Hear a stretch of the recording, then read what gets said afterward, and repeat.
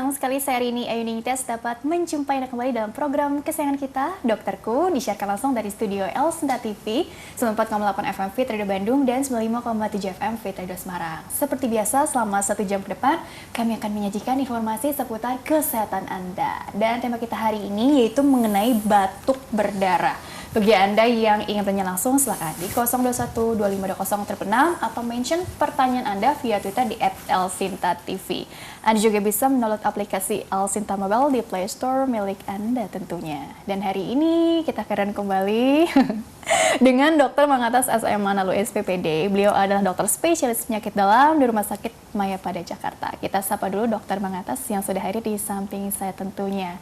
Halo Dr. Mangatas, apa kabar nih? Baik, Mbak. Baik, ya selalu baik sih kalau dokter ya. Alhamdulillah gitu. Semoga semangatnya selalu tertular gitu ya, Dok. Iya, Oke, iya. baiklah. Dokter, hari ini kita bahas seputar batuk berdarah gitu kan. Sebenarnya tumben-tumbenan ya dokter penyakit dalam gitu ya atau internet bahas-bahas seputar batuk berdarah. Biasanya kan lebih ke arah paru gitu ya. Jadi agak-agak takut bingung gitu ya pemirsa. Aku juga mau nanya nih lebih dalam gitu sebenarnya apa sih alasan dokter gitu ya bahas tema ini batuk berdarah lebih dalam lagi? Apakah memang ini nanti ada kaitannya ke penyakit dalam gitu ya dok ya? Atau sebenarnya ini efek dari penyakit lain gitu tapi artinya ujung-ujungnya komplikasinya misalnya menyentuh penyakit dalam juga gitu. Kira-kira seperti apa tuh? Supaya kita nggak bingung dulu di awal. Silakan dokter. Iya, mungkin yang dimaksud dengan batuk berdarah di sini ialah batuk akibat perdarahan saluran napas ya, artinya dibatukan dari paru-paru. Yang dibilang saluran nafas bagian bawah dari tenggorokan, percabangan bronkus ke bawah ke paru-paru. Akan tetapi sering sekali juga ini kejadian dari berbagai hal yang kita sebut dengan salah kaprah gitu ya. Kadang-kadang orang bilang batuk darah padahal yang dimaksud dengan muntah darah. Nah, kemudian kadang-kadang itu bukan batuk perdarahan dari paru dan paru dan saluran pernapasan, tapi ya? Itu bisa saja misalnya dari tenggorokan, dari rongga hidung, nasofaring, kemudian dari gusi, ada perdarahan, darahnya ketelan, ya darahnya masuk saluran napas, merangsang batuk, dibatukan. Nah, dikira batuk darah yang berasal dari paru. Selain itu batuk yang darahnya itu keluar dari pembuluh darah yang di paru-paru juga bukan hanya karena masalah di paru, tapi bisa dari penyakit lain. Sehingga itu bisa termasuk dalam bagian penyakit dalam. Misalnya gagal jantung. Gagal jantung bisa batuk mengeluarkan darah. Kemudian penyakit autoimun, autoimun itu juga bisa menyebabkan batuk berdarah. Kemudian infark paru, pecah pembuluh darah paru itu juga bisa menyebabkan batuk berdarah.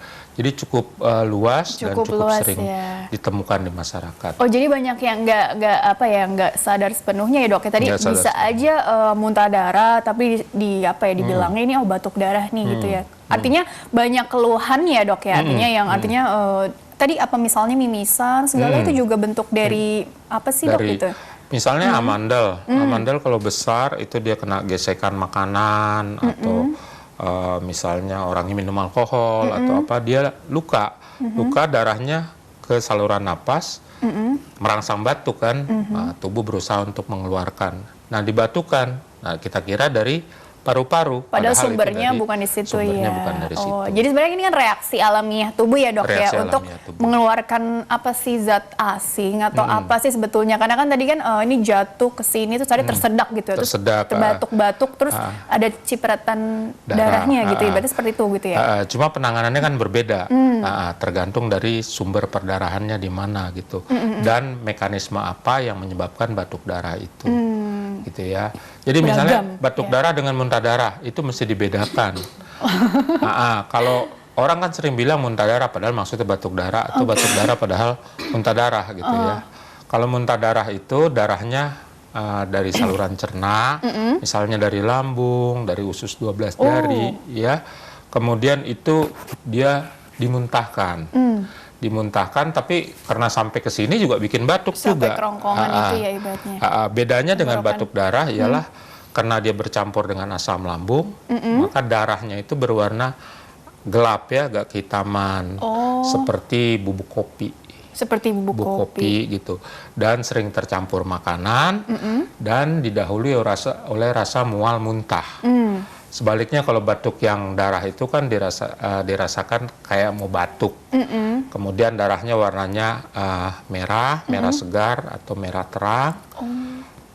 Dan itu biasanya sering apakah itu darah saja atau bercampur dengan ludah, bercampur dengan dahak. Lendir gitu ya? Lendir dan itu berbusa. Oh gitu. Jadi sebenarnya jadi warna dari darahnya itu juga bisa menentukan penyebab ya. Misalnya kan ada yang merah terang atau tadi hitam sepekat seperti kopi. Seperti kopi, seperti bubuk kopi. Seperti bubuk, benar-benar seperti bubuk gitu dok? Iya, aku pikir seperti cair gitu, enggak ya? Coffee ground gitu istilahnya. Oh, itu kalau yang ada seperti bubuk kopi ini berarti dari ada masalah di saluran pencernaannya. Iya, saluran cerna bagian atas, terutama kerongkongan. Kerongkongan saluran makan, tenggorokan saluran nafas, kerongkongan, lambung maupun usus 12 jari. Oke. Kenapa warnanya gelap? Karena tercampur asam lambung. Tercampur asam lambung. Kemudian kalau batuk yang dari paru, sering sekali berbusa karena tercampur dengan gas oksigen atau karbon dioksida. Oke. Berarti sebenarnya kalau dikaitkan ke penyakit dalam gitu ya dok ya? Ini kan tadi ada masalah di pencernaan, lambung, usus, dan lain-lain lah ibaratnya. Itu penyakit-penyakit apa yang kira-kira ada ujung-ujungnya menimbulkan gejala muntah darah yang hitam tadi, yang seperti serbuk kopi itu? Itu jadi sebenarnya penyakit-penyakit yang seperti apa tuh umumnya? Oh, itu biasanya kan perdarahan ya, tukak di lambung atau di usus 12 jari, ya kemudian juga peradangan pada kerongkongan, esofagus, kemudian bisa juga karena penyakit asam lambung terlalu tinggi. Luas ya dok ya? Luas, kemudian alkohol gitu misalnya dan luas sebagainya. Sekali ternyata itu bisa, ya? Oke, nah itu juga apa sih dok? Apakah batuknya ini juga artinya berarti sebenarnya udah kontinu kronik gitu? Sehingga kita perlu curiga, jangan-jangan ada masalah di, tadi ada infeksi gitu ya, ada tukak atau apa. Apakah memang harus bersifat yang peradangan sehingga muncul keluhan tiba-tiba jadi muntah darah atau batuk darah itu sendiri gitu. Jadi sebenarnya bagaimana sih gitu kalau kita boleh lebih tahu lebih dalam gitu? Kalau batuk, kalau muntah darah kan tadi sudah seperti saya sampaikan tadi, masalahnya di saluran cerna. Yang jadi masalah ialah batuk darahnya itu sendiri yang bermasalah di paru atau dari sumber yang bukan paru. Saya tadi sudah sampaikan, misalnya gagal jantung, kelainan katup jantung itu bisa batuk darah gitu ya. Kemudian autoimun itu bisa batuk darah. Kemudian kanker paru itu bisa batuk darah. TBC paru bisa batuk darah. Iya ya kan? Ya, jadi banyak sekali penyebabnya, karena itu kita perlu membeda-bedakan gitu ya. Biasanya jadi kita bedakan tadi yang saluran cerna yaitu didahului rasa muntah, warnanya agak hitaman. Kemudian sebelumnya mungkin ada sakit mah atau apa yang sudah lebih dulu. Ini sakit mah yang memang organik apa yang fungsional karena? Yang organik ya. Karena luka gitu ya. Kemudian ada yang tadi dari saluran pernapasan atas ya, misalnya ada mimisan atau ada gusi berdarah, ada gigi yang luka ya. Kemudian ada lidah misalnya sariawan, berdarah. Kemudian berarti ini tumpang tindih dengan THT juga dong ya? Tumpang tindih dengan THT juga. Jadi makanya itu kita mesti tahu, dan biasanya kan gejala-gejala lokasinya itu udah ada duluan sebelum timbul batuk darah gitu ya. Jadi misalnya ada orang sinusitis misalnya, ya radang di ini, itu bisa batuk darah gitu ya. Ingusnya berdarah, ingusnya ketelan, batuk keluar darah juga gitu. Jadi memang agak rumit dan agak bermacam-macam penyebabnya. Berarti kalau dilihat dari tadi warna bisa menentukan penyebab gitu ya. Terus kemudian berarti gejala yang mendahului. Gejala yang mendahuluinya. Misalnya seperti apa? Apakah mungkin disertai dengan demam atau apa sih biasanya, atau nyeri di bagian perut kayak, atau apa pucat atau apa gitu? Kalau yang beragam ya. Saluran nafas bagian atas itu biasanya sudah ada gangguan, misalnya pada hidung, sudah ada nyeri tenggorokan ya, amandel, ada riwayat ini dan sebagainya. Kan mirip-mirip infeksi virus gitu nggak sih dok? Iya bisa. Waduh. Gitu ya.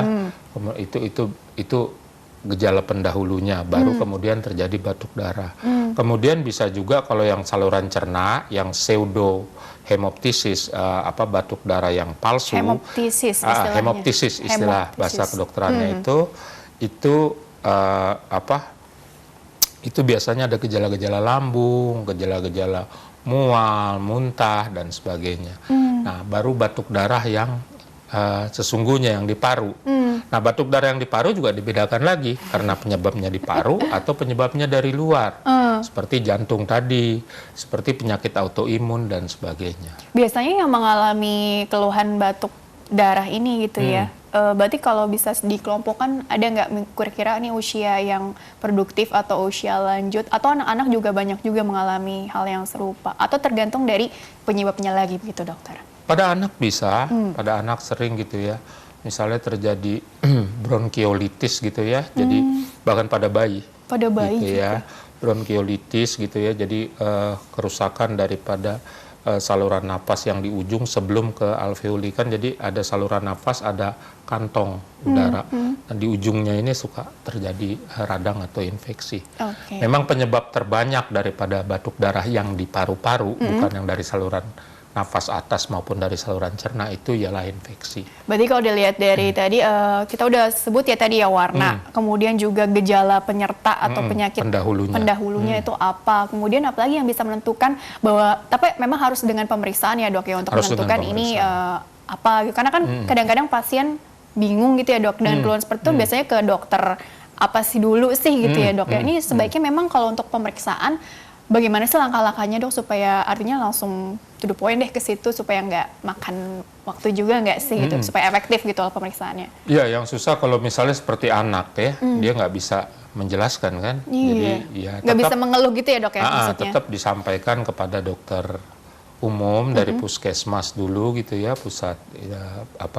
pusat-pusat kesehatan, pelayanan kesehatan primer, ya nanti dokter itu yang akan menentukan mau kemana nih arahnya, ke arah THT, ke arah paru, jantung, atau ke arah saluran cerna. Jadi gitu ya. ke dokter dulu gitu ya.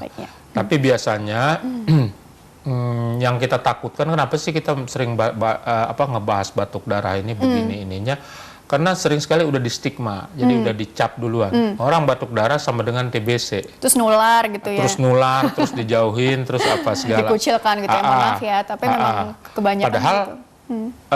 Ya kalau seperti tadi saya bilang, cuman gusi berdarah, terus ketelan, terus kebatuk, kan nggak masalah sebetulnya. Itu cuma masalah gusi gitu loh, nggak terlalu serius banget. Gitu. Berarti sebenarnya apa volumenya juga kali dok ya? Misalnya seberapa banyak sih yang keluar si darahnya ini? Kalau tadi kan dari gusi berdarah tuh kayaknya sedikit deh. Atau mungkin ada tanda yang kalau yang batuknya darahnya dalam artian apa mungkin sampai berapa ember misalnya.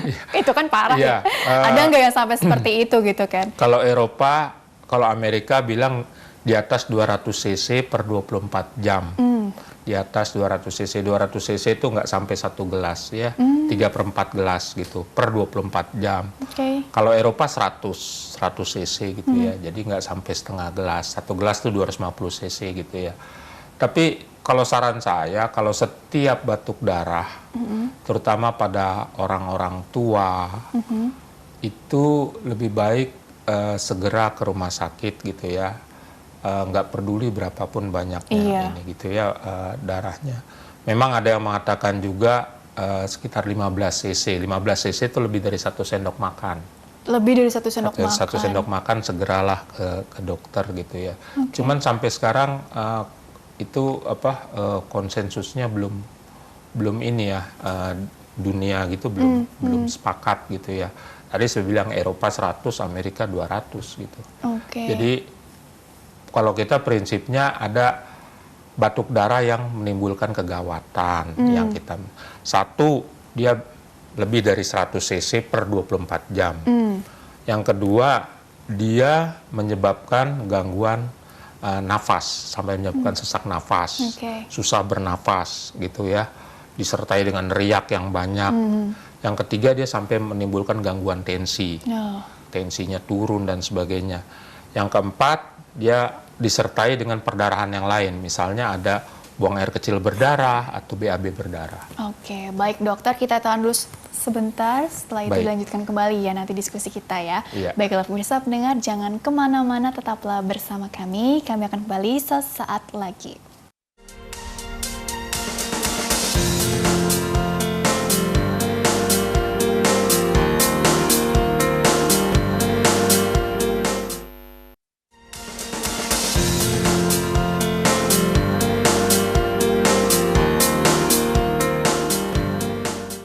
Ya pemirsa, terima kasih Anda masih bersama kami di program Dokterku, disiarkan langsung dari studio El Sinta TV, 94,8 FM Fit Radio Bandung, dan 95,7 FM Fit Radio Semarang. Masih membahas seputar batuk berdarah bersama dengan Dr. Mangatas SM Manalo SPPD di Rumah Sakit Maya pada Jakarta. Dan dokter, dilanjutkan kembali ya pembahasannya. Jadi berkaitan dengan stigma yang terjadi di masyarakat, gitu ya dok, yang ada di masyarakat. Bahwa tadi kan dokter katakan, misalnya ada orang yang batuk berdarah dia gitu, ntar orang curiganya biasanya apa ini TBC atau apa, terus kemudian nanti ini nular atau enggak gitu, sehingga banyak yang maaf nih pasiennya ini yang dijauhkan gitu ya, padahal kan bisa aja bukan karena itu ya dok ya, penyebabnya bisa yang lain gitu. Jadi sebenarnya kalau dilihat dari apa yang terjadi itu sebenarnya kurangnya awareness dari masyarakat seputar gejala itu sendiri, atau bagaimana ya dok ya, sehingga apa nih PR kita ke depannya juga dilihat dari tadi cerita yang dokter sampaikan. Iya, sebenarnya yang penting jangan dicap dulu gitu ya. Daripada sibuk ngecap, terus kita ngejauhin, lebih baik bawa aja ke rumah sakit atau ke apa segala ya untuk dipastikan. Nanti kan difoto, kemudian direkam jantung. Kalau sudah difoto ronsen dada, kemudian direkam jantung, itu sudah mengurangi kemungkinan ini sumbernya di paru. Dan jantung tuh udah tersaring tuh, tersaring ya kan. Kalau ternyata dia tidak ada, nah kemudian mungkin diperiksa darahnya. Nah darahnya ini ada gangguan faktor pembekuan darah atau enggak. Oh jadi pertama tadi di ronsen dada dulu nih, dada. Atau tadi yang cek jantung ya dok ya. Terus ternyata nggak ada apa-apa nih gitu ya, tapi masih ada batuk masih darah ada batuk nih. darah, maka cek lab dicek gitu lab ya. gitu ya, sambil THT-nya diperiksa. Semua dong diperiksa. Diperiksa gitu ya. Jadi dokter di pusat pelayanan kesehatan primer juga bisa itu untuk melihat THT-nya ada masalah apa enggak secara umum ya. Kemudian di ronsen, kemudian di EKG itu sudah pemeriksaan penapis ya, penyaring screening gitu ya. Itu bagian awal lah ya. Untuk apa ini kan apa enggak. Kemudian apalagi kalau misalnya bagus sekali kalau misalnya ada orangnya misalnya batuk darah tuh dia taruh di ini di handuk atau di apa, itu dikasih tunjuk ke dokternya bagus gitu loh. Dokternya bisa menilai gitu. Oh gitu ya dok. Bisa menilai ini kira-kira dari apa gitu ya. Jadi kita tetap dengan sistem pelayanan kesehatan yang ditetapkan oleh pemerintah.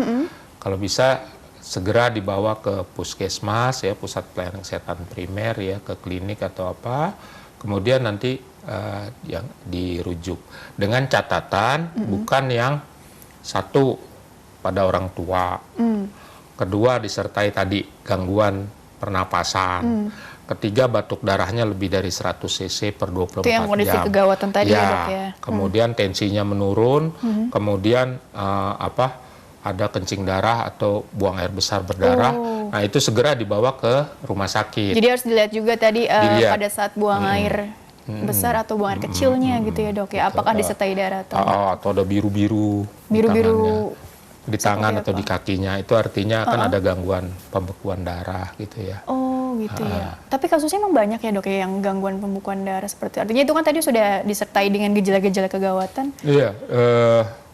Konon gitu ya, di satu rumah sakit ada malah ketika baru mau dioperasi dibuka gini darah, ternyata udah gangguan pembekuan darah. Kebetulan rumah sakitnya di pedalaman, jadi dia pemeriksaan laboratoriumnya nggak ada untuk itu. Tapi sebenarnya banyak kok pemeriksaan kedokteran yang lain yang bisa untuk menyaring itu. Oke, nah berarti kan tadi dari hasil pemeriksaan itu, tadi ada pemeriksaan penapis nih pertama, kemudian nanti ada pemeriksaan lanjutan, pemeriksaan lab atau darah tadi. Itu kan tujuannya untuk menyingkirkan, ini kira-kira apa sih kemungkinan dan lain-lainnya. Penyebabnya, sumbernya. Nah itu apakah bisa dilihat juga nanti kira-kira komplikasinya juga bagaimana kalau dilihat dari kondisi saat pemeriksaan itu dokter? Atau sebenarnya komplikasi itu baru terjadi kalau dia tidak segera ditangani? Begini, kalau misalnya itu batuk darah karena infeksi paru-paru, itu pasti nggak bagus, gitu ya. Cuman tadi yang kita takutkan itu ternyata cuma gusi berdarah atau apa, terus langsung di stigma, berlebihan langsung kita anggap ini. Nah kalau berlebihan itu ya? Kalau dia ada infeksi misalnya, sebelumnya orangnya demam, ya udah ada batuk-batuk, tadinya dahaknya warnanya putih jadi kuning gitu ya, hijau gitu, hijauan, kemudian bercampur dengan darah, itu pasti suatu keadaan yang mesti atau keluhannya spesifik ya di pagi hari atau malam hari, katanya kan bisa jadi penilaian juga. Atau keluhannya memang sudah lama, jadi kalau misalnya orang udah makin kurus ya, ada penurunan berat badan ya, penurunan berat badan, kemudian dia batuk terus, kemudian ada dahaknya, ada keringat malam-malam dan sebagainya, ya itu mungkin mesti kita curigai itu TB. Atau dia tadinya seorang perokok berat, atau dia misalnya bekerja di pertambangan, faktor lifestyle dan faktor pekerjaan gitu pertambangan batu bara atau apa segala, itu kan salah satu bahan yang karsinogenik yang bisa menyebabkan ada paparan kanker. Sebelumnya ya dok, dengan zat-zat kimia. Kalau ada orang bekerja di pertambangan gitu, orangnya perokok berat, kemudian orangnya sudah tua, dia batuk darah, ya mesti kita curigai. Jadi ada profil yang memang mendukung lah ya, secara tidak langsung, ya patut dicurigai nih gitu ya. Tapi kalau yang tadi masalah pencernaan tuh dok, yang tadi muntah darah ya berarti ya itu ya, itu pemeriksaannya sama juga nggak sih? Atau mungkin ada pemeriksaan khusus juga, karena ini kan penyakit dalam nih Pak, diperiksa. Iya, kalau itu kan gini, diagnosa itu kan bisa diagnosa positif, bisa dengan eliminasi. Jadi kalau ini sudah disingkirkan, gangguan pembekuan darah atau apa segala disingkirkan, jantung dengan paru normal, mungkin dari saluran cerna.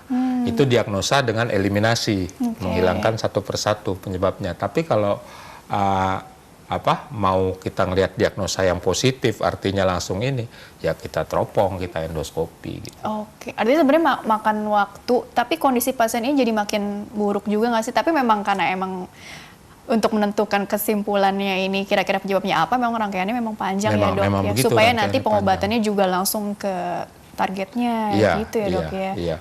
Yang sering itu kejadiannya nih kayak sekarang nih, perubahan musim ya. Nah hujan panas. Kalau orang tua di mana daya tahan tubuhnya sudah menurun, influenza sekalipun yang merupakan infeksi virus bisa menjadi pneumonia atau infeksi paru. Wah, jadi berat bisa gitu menyebabkan batuk darah gitu loh. Itu yang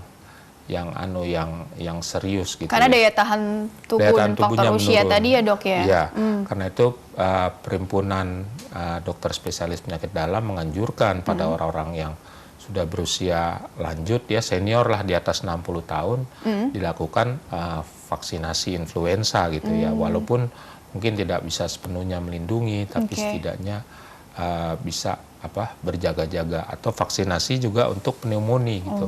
Jadi bisa 2 vaksinasi gitu. Tapi kalau untuk batuk darah sendiri ada vaksinnya untuk enggak ya dok ya. Jadi lebih ke tadi ada penyakit tertentu. Pencegahan kalau pada orang tua di mana daya tahan tubuh menurun, di mana batuk darah bisa menyebabkan kegawatan.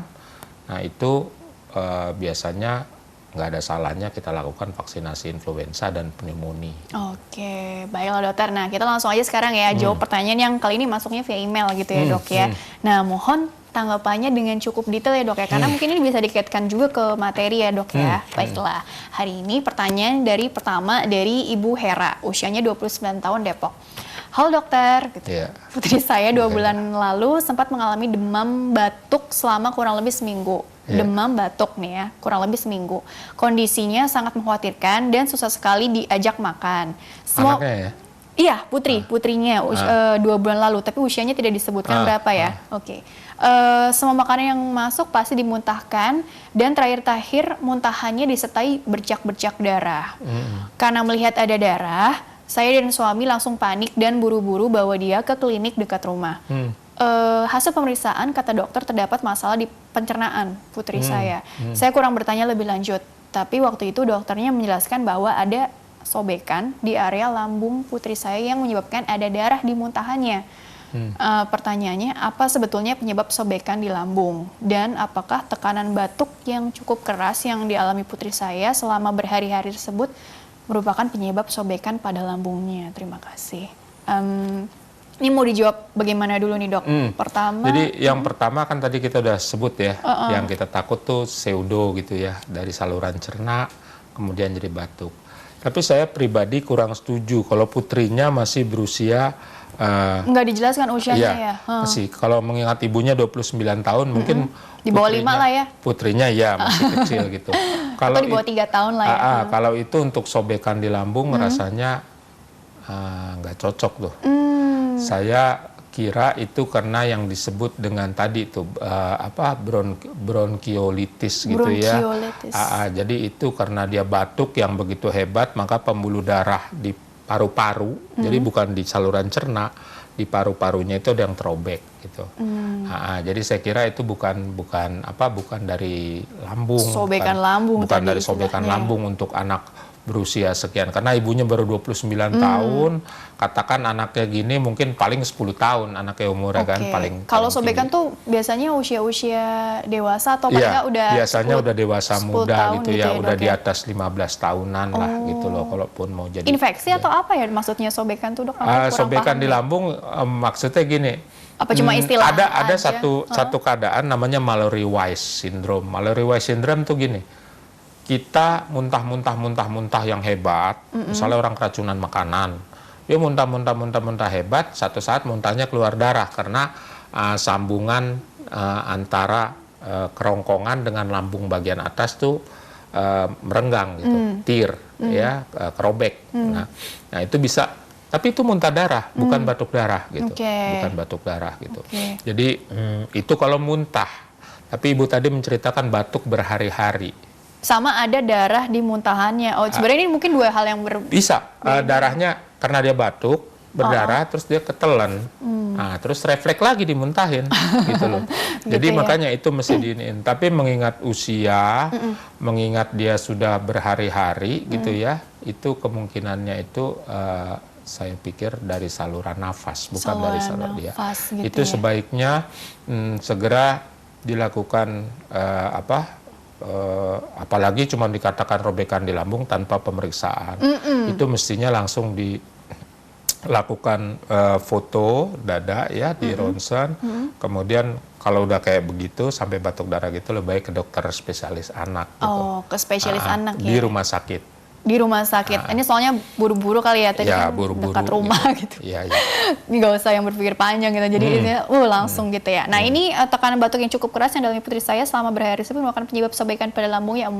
Enggak ya, Dok ya? Kalau ini mungkin pembuluh darah di paru arteri. Ini kejadiannya 2 bulan lalu. Jadi kira-kira tadi sarannya dokter bawa ke dokter spesialis anak untuk dicek lebih dalam lagi, mungkin di ronsen dadanya segala macam gitu ya. Walaupun keluhan yang mungkin sekarang udah mereda gitu, dokter, tetap harus dilanjut tetap kita mesti lihat ya, follow up, karena itu bisa bikin alveoli, bisa bikin kantong udara di paru kolaps gitu loh. Nanti kapasitas fungsional parunya tidak bisa. Khawatirnya efek ke depannya gitu ya, Dok ya. Move on ya, Dok ya. Pertanyaan selanjutnya dari Karina, 26 tahun, Jakarta. Dokter, kakak saya usia 29 tahun sedang hamil. Sekarang sudah bulan ke-7. Semester 2 mau ke-3 gitu ya, Dok ya. Kemarin diceritain sama kakak, katanya dia sempat kebangun tengah malam gara-gara batuk-batuk sampai muncrat darah, Dok. Keluhannya sekarang lebih ke tenggorokan panas dan sesek nafas. Itu kenapa ya, Dok? Karena waktu sebelum hamil gak pernah ada keluhan seperti itu, dan sebenarnya mulai waktu awal-awal kehamilan aja kakak saya sempat ngalamin batuk-batuk berdarah, tapi nggak lama langsung hilang, terus sekarang begitu lagi keluhannya. Mohon saran, terima kasih. Jadi waktu awal-awal kehamilan tuh pernah batuk-batuk yang seperti itu juga, Dok, mungkin disertai darah, tapi sempat hilang nggak lama gitu ya. Kemudian muncul lagi sekarang di usia hamil bulan ke-7 gitu ya. Kebangun ada batuk-batuk yang ada darahnya, cipratan darahnya, keluhannya sekarang tenggorokannya panas sesak nafas. Nah, itu kira-kira apa tuh, Dok? Masalah apa ya? Ibu hamil lagi. Ya, kembali lagi itu kita mesti cek ya. Itu seperti apa warna batuknya. Kembali lagi antara batuk darah dengan muntah darah gitu ya. Perlu dibedakan ya. Kalau orang hamil itu kan secara nature-nya, secara alamiahnya dia sering muntah. Nah, kalau sering muntah, seperti saya bilang tadi, kalau muntahnya begitu sering, itu terjadi robekan antara kerongkongan dengan lambung. Jadi di saluran cerna. Saluran napas tuh di depan, saluran cerna tuh di belakang, gitu loh. Cuman dia bergabung jadi satu di sini gitu ya. Jadi dia bisa bisa terjadi. Memang ada keadaan yang khusus di mana pada masalah di kandungan itu ada yang bisa menyebabkan batuk darah, yaitu endometriosis gitu ya. Endometriosis, tapi endometriosis tentunya tidak hamil gitu loh. Jadi kalau hamil, kelainan di bidang ginekologi itu, bidang kandungan tuh boleh kita singkirkan lah gitu ya. Jadi saya pikir kemungkinan daripada ibu ini, kakaknya ibu ini, Mbak Karin gitu ya. Dia batuk, dia muntah-muntah, kemudian dia akhirnya terjadi robekan Mallory Weiss-Tir gitu ya. Nah, jangan lupa muntahan itu juga bisa ketelan ke paru, bisa masuk ke paru, sehingga dia dibatukkan, gitu loh, gitu ya kan? Jadi dari paru bisa dimuntahkan, dari saluran cerna bisa dibatukkan. Ini sebenarnya agak ribet ya, Dok ya? Agak ribet. Nah. Terus tenggorokan panas, sesak nafas, itu lebih ke apa ya? Ke lambung, karena GERD. Ya. GERD. Bisa aja gitu GERD bisa. Hamil. Pada ibu hamil kan. Tapi sebelumnya nggak ada keluhan itu sebelum hamil? Ya, justru itu. Pada ibu hamil kan sering muntah-muntah ya, asam lambungnya naik bukan dalam artian volume asam lambungnya naik, tapi berpindah karena katup di lambung bagian bawahnya itu terganggu. Apalagi kalau udah selera makan yang aneh-aneh, ngidam dan sebagainya, makan yang asam-asam, yang pedas-pedas dan sebagainya, itu sangat menyokong. Oke, berarti kalau misalnya untuk saran atau solusi ini lebih ke apa ya, Dok ya, ditunggu dulu aja apa nanti ketika sudah melahirkan mungkin keluhannya jadi berkurang, atau tetap harus ke internis sekarang? Tetap ke internis, tetap konsultasi ke dokter kandungan tentunya, tapi karena orang hamil kan nggak bisa difoto, nggak bisa di ronsen gitu. Nggak boleh kan untuk. Iya, terus gimana dong? Iya, jadi itu biasanya dilakukan pemeriksaan fisik oleh dokter internis atau apa segala. Kalau memang gejalanya cocok buat lambung, dikasih aja dulu obat penurun asam lambung, kemudian obat penetral asam lambung, jadi penurun produksi asam lambung, penetral asam lambung, ya, atau pelapis dinding lambung, dan kemudian yang memperbaiki gerakan lambung. Jadi penurun asam lambung, penurun produksi asam lambung, penetral asam lambung atau pelapis dinding lambung, dan kemudian obat yang menggerakkan saluran cerna jadi bawah. Lebih ke obat anti mual gitu ya, Dok ya. Oke deh gitu kalau begitu ya. Sekarang kita jeda dulu sebentar. Dilanjutkan kembali di segmen terakhir ya, Dok ya. Baiklah, pemirsa pendengar, jangan kemana-mana, tetaplah bersama kami. Kami akan kembali sesaat lagi.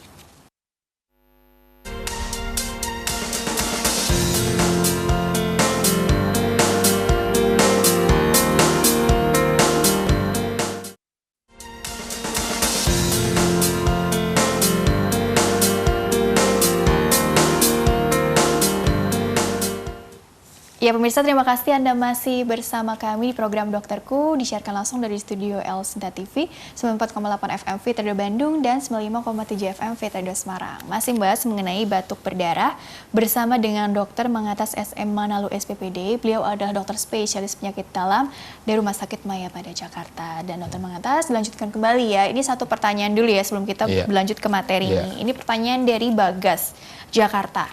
Dokter, kalau batuk berdarah bukan warna merah terang, justru hitam pekat, itu kira-kira disebabkan oleh apa ya?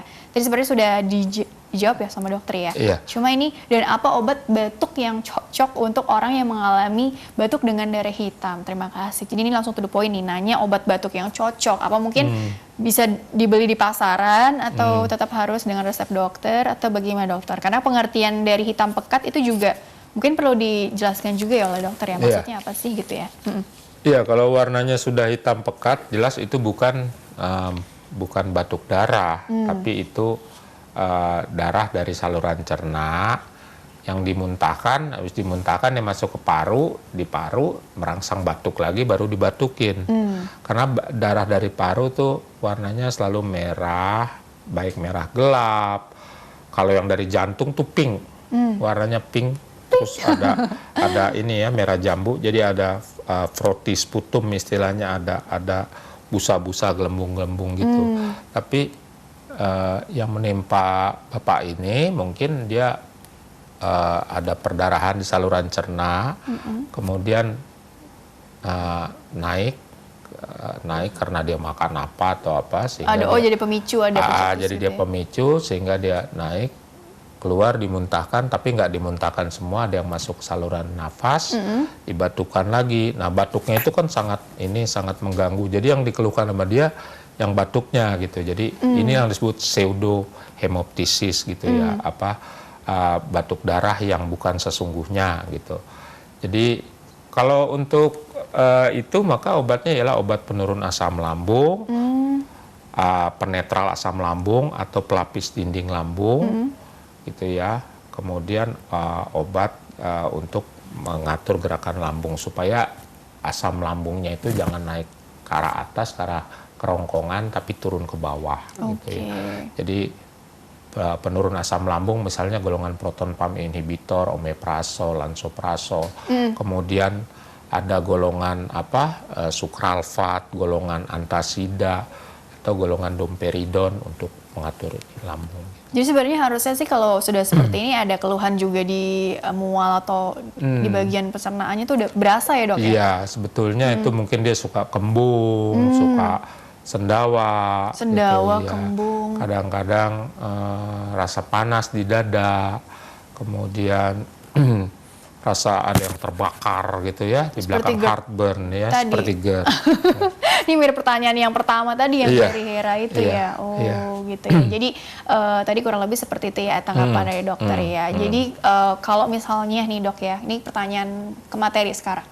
Apa sih yang bisa kita lakukan ketika melihat ada orang terdekat kita nih tahu-tahu ya tadi batuk-batuk yang darah gitu ya dok ya. Apa pertolongan pertama yang bisa dilakukan dok? Artinya ini ada istilah golden period juga nggak sih, bermain dengan waktu. Kalau misalnya dibiarkan gitu takutnya nanti malah jadi makin parah nih yang di dalam. Kan kita nggak tahu ya dok, yang nggak kelihatan gitu kan. Jadi kira-kira seperti apa sih dok yang bisa dilakukan baik mungkin untuk orang yang di sekitarnya atau di subjek itu sendiri gitu, misalnya lagi nggak ada siapa-siapa di rumah terus dia mengalami keluhan yang berat seperti itu. Yang pertama gini, kalau itu orang udah usia tua ya, usia tua tuh di atas 60-65 tahun gitu ya, itu mendingan bawa ke rumah sakit, bukan lagi ke pusat pelayanan kesehatan primer ya, tapi ke rumah sakit. Kemudian pada anak tadi ya, di bawah berapa nih terutama? Anak ya katakanlah itu dia usianya masih balita gitu ya, itu segera dibawa ke rumah sakit ya, karena dia nggak bisa menjelaskan. Nah itu kelompok yang pertama. Nah kelompok yang kedua ada juga yang mesti segera dibawa. Jadi nggak ditangani di rumah, yaitu tadi batuk darah lebih dari 100 cc per 24 jam. Terus-terusan gitu ya? Pokok mungkin 1 sendok tuh 15 cc, lebih dari 6 kali, 7 kali kan sudah 105 cc gitu, itu udah mesti diinikan gitu ya, sendok makan. Nah kemudian kalau misalnya tensi turun tuh bisa lihat dari nadinya cepat kalau diraba, kemudian diraba ujung-ujung kaki, ujung tangan itu dingin, keringat dingin, nah itu gawat ya, kemungkinan penurunan tensi gitu ya, kalau kita nggak punya tensimeter ya. Kemudian yang menimbulkan sesak napas, sampai dia grok-grok gitu, seperti serangan seperti ini ya, seperti gruk gitu ya. Atau asma juga gitu, mengi gitu ya. Mengi seperti orang sesak nafas yang asma sampai gitu ya, itu memang sulit, mesti segera dibawa ke rumah sakit. Kemudian kalau sampai misalnya kesadarannya menurun gitu itu udah gawat sekali gitu. Itu harus segera dibawa ke rumah sakit. Tapi kalau orangnya batuk darahnya pada orang usia dewasa gitu ya, kemudian dia nggak terlalu tua, bukan anak-anak, kemudian dia tidak ada tanda-tanda kegawatan itu, maka yang bisa kita lakukan, kita lihat dulu, kita tanya dulu gitu loh, sebelumnya orangnya apa. Kalau orangnya ini lagi panas, cerita ini ya dok, ya terapi di rumah sakit ya? Enggak, di rumah. Masih di kalau rumah. orang usia muda, terus dia panas sebelumnya, mungkin kita kasih obat penurun panas, banyak minum air putih. Kalau dia sebelumnya minum air putih, batuk, ada nyeri dada, misalnya nyeri dada sebelah kiri, maka orangnya itu kita miringkan ke sebelah kiri. Jangan sampai darah yang keluar itu, darah kan sifatnya kalau keluar dari pembuluh darah dia bisa menggumpal. Nah dia menggumpal, dia sumbat saluran napas nanti, malah bahaya. Jadi dimiringkan ke sisi yang sakit. Gitu ya, dimiringkan di sisi yang sakit ya, bukan sebaliknya. Bukan ke sisi yang sehat yang gitu sehat, ya. Enggak, ya. Jadi sebelumnya udah nyeri dada sebelah kiri, batuk-batuk, ada demam, ada nyeri dada sebelah kiri, terus dia batuk keluar darah. Nah kita miringkan dia ke sebelah kiri gitu ya, gini. Sambil kita observasi tentunya, kita lihat gini. Kalau dia misalnya lama itu observasinya? Ya kita lihat aja, kalau dia terus cenderung berlanjut sampai tadi patokan 7 sendok. Waduh. 7 sendok makan ya mendingan kita bawa gitu. Kemudian kalau dia misalnya tekanan darahnya cenderung menurun, yang kita lihat dari tadi nadinya cepat atau apa segala, pertama dipegang tangannya tadi, pegang nadinya di sini gitu ya. Kemudian dia cenderung menurun, sementara misalnya kita nunggu kendaraan atau apa untuk membawa ke rumah sakit, itu sebaiknya kalau masih sadar, masih bisa minum, dikasih minum ya. Oh nggak apa-apa ya, bukannya nanti malah jadi makin enggak, minumnya sedotan aja. Jadi nggak minum yang masif gitu. Kemudian kakinya ditinggikan. Tujuannya apa? Supaya aliran darah dari kaki ini balik ke jantung, sehingga jantung mendapat darah yang banyak, flow back yang banyak, jantung memompa darah, dirangsang untuk memompa darah lebih kuat, sehingga tensinya akan meningkat gitu. Jadi ngebayanginnya ini agak repot memang. Kayaknya orang-orang yang di sekitarnya harus benar-benar banyak baca, atau paling nggak ada pernah pelatihan apa gitu. Iya, mesti pelatihan ketiga tadi. Tapi yang paling penting kalau orang udah keringat dingin, udah mulai ngomongnya ngaco, kesadarannya mulai nadinya cepat, ya itu tanda-tanda dia mau shock gitu. Nah dalam keadaan kayak gitu, ya ini dibuka, kemudian supaya kaki ditinggikan. Gitu ya, dok, ya? Kalau dia masih bagus kesadarannya, suruh minum dulu pakai sedotan gitu ya, sebanyak yang dia ini gitu. Nggak ada obat sementara yang bisa mengurangi gejala gitu ya dok ya?